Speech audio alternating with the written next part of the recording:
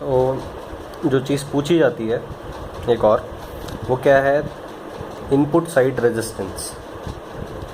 ठीक है, सो आपको कोई भी एक सर्किट दे देगा वो, एंड आपसे पूछेगा what is the input resistance for this circuit.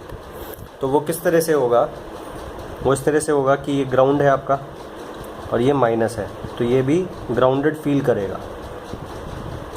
ठीक है, नाउ अब ये आपका इनपुट सर्किट हो गया। ठीक है, तो बेसिकली ये आपका फर्स्ट टर्मिनल है और ये आपका ग्राउंड टर्मिनल है। दो टर्मिनल है, इन दोनों टर्मिनल्स के बीच में जो भी इक्विवेलेंट रेजिस्टेंस होगा दैट इज़ आर इनपुट। ठीक है, सो आप इस तरह से देखें कि ये जो R1 है, यहाँ आपने वोल्टेज अप्लाई किया प्लस माइनस, और ये ग्राउंडेड है आपका क्या, V1। ठीक है, ये आपका R1 हुआ, और आपका ये जो माइनस वाला टर्मिनल है ये ग्राउंडेड फील करेगा बिकॉज ये प्लस वाला भी ग्राउंडेड है। क्यों फील करेगा, बिकॉज वर्चुअल ग्राउंड है, एक्सेप्टेबल। ठीक है, सो ये भी जो प्लस माइनस टर्मिनल है वो भी ग्राउंडेड फील करेगा। ठीक है, सो अब आप देखें दैट ये जो करंट है, सपोज दैट इज़ IS।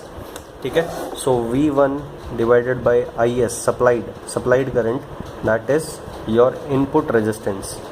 और अगर आप देखें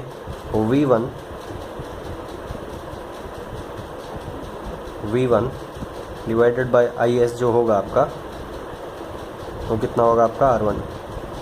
ठीक है, आप इसको इस तरह से भी लिख सकते हैं दैट V1 को आप लिख देंगे, V1 ये प्लस इधर आया एंड माइनस ये इधर आएगा, VS होगा, V1 होगा, and IS into R1 is V1, so IS into R1 हुआ, that means R input is equals to R1।